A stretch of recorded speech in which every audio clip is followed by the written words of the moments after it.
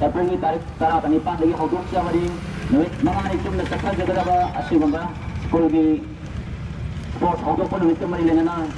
magiroy sina ko sa mara po na school tam na sila bli dapat yung hawgin ay ba mayang pa na kuoy tuloy na gani tipo mo na lambi da kapili ba lutung lambi na kandalay di ba amatung gari thawili ba singa phai ki na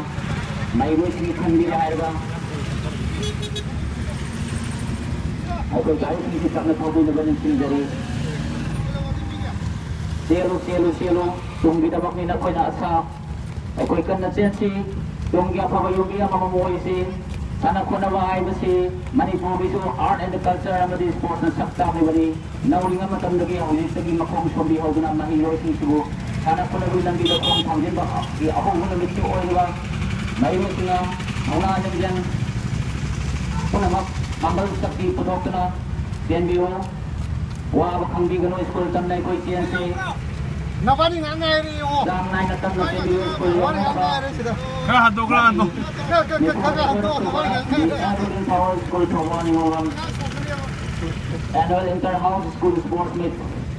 sige hanggang pagka marilay na mayroy sina kung mayra po na school tan na sila diba mayroy sina dapat pa anak ko na ko yung katpahay mo si school curriculum datang ngayon pag nagsang dawi atawa ang masuoy mo nila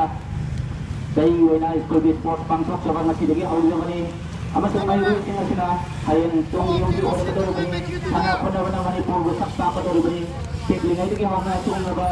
anak ko na ba ilang dila makoy yung may pansin na ba ama sa makoy yung tambal sa mga katiba kahit si school di kauto mo yara ba ano mga matawa man eh di Evelyn Power School Aku sama pada dari itu lima itu na